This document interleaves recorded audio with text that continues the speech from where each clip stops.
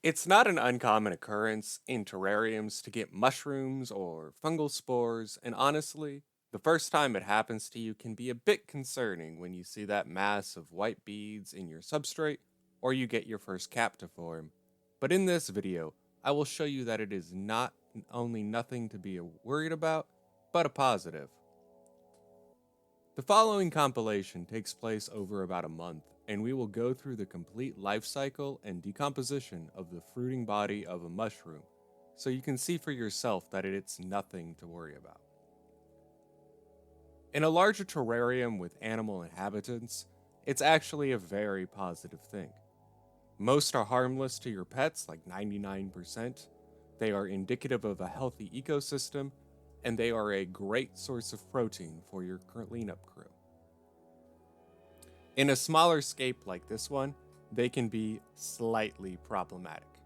They really mess with the scale and can damage your moss by uplifting it and rotting on it, but generally, not much of an issue.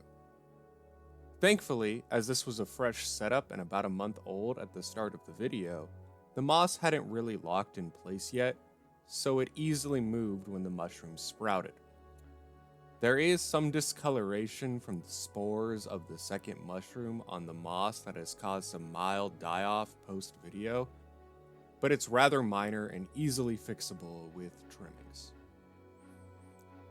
In my skull garden, as the moss was established, the die-off from the mushroom rotting on the moss took a lot longer to remedy, but is ultimately within reason, and I have subsequently fixed that problem.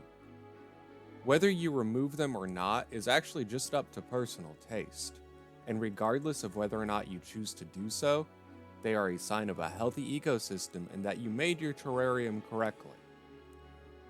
You can cut down on the chance of this by omitting potting soil from your substrate mix, as there is often fungal spores in it, or boiling your hardscape. But fungal spores are everywhere in the air, so there is always a chance that they will enter during maintenance. They're even on your face right now.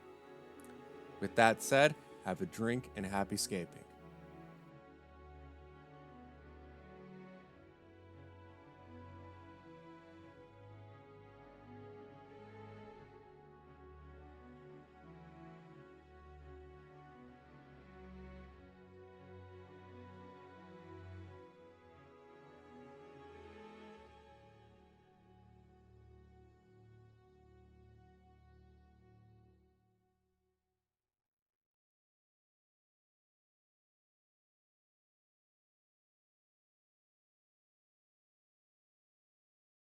So here we are near the end of April, about a month later from the end of the compilation.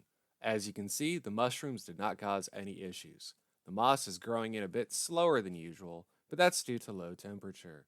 The trees were added back in now that the mushrooms are no longer sprouting, and since they were out of the terrarium, it is quite likely that they have once again reintroduced some fungal spores.